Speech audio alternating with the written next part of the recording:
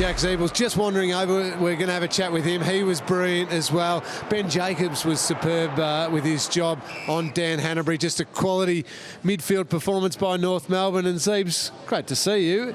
It's just a very good win. We were just talking about that midfield. You're the Tissot man of the match. Congratulations. Thanks, boys. That's always bling nice to take home.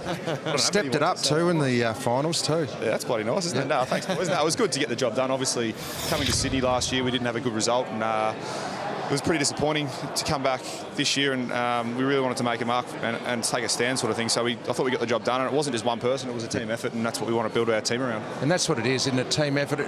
How good is it knowing you can go into a game with Jacobs and Gibson, who are just locking away opposition key players the last few weeks? They've really been really consistent in that role as well. I mean, the guys have two tough jobs today. One, Gibbo had Jetta, and obviously Benny had Hanbury, who's been in quality form, and for them, all we know we're going to get out of those guys is just supreme effort, and it's becoming like that for the rest of the team as well, which is infectious. So it's a great standard to have.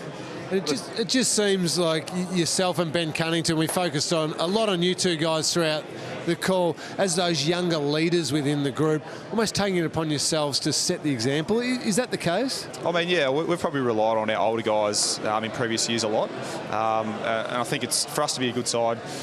It's going to take everyone in the team, and I think that relies on myself, Ben Cunnington, Andrew Swallow, even everyone, Benny Jacobs, guys coming through, Tally Garner, Kane Turner, playing their role. And if we get everyone playing their role, then we're going to be a hard team to beat. I feel like you're purpose-built for finals, Jack. He loves the contested ball, and you're going beautifully at it. What about the little champion, Boomer Harvey? 408 games and still finding a way to dominate in big finals. It's a miracle. We just sit up there and he's still got run in his legs. It must be an amazing thing to be alongside him. Oh, he's been so reliable and durable, obviously, over the 40 years he's been playing. But no, he's great. We know what we're going to get out of Boomer.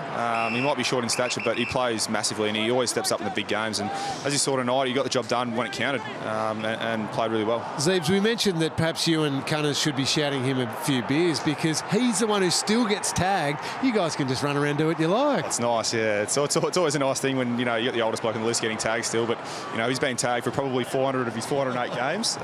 So nothing changes for him, and he gets the job done week in, week out, which is great. Probably another bloke we need to shout a beer is Goldie. He puts it down our throat a fair bit as well, so he's been incredible this year. What about Jared Wade? He's kicked 3 goals again. Every final he's played, he's kicked 3 goals, 17 now in 5 finals. You must be happy with his performance. Absolutely.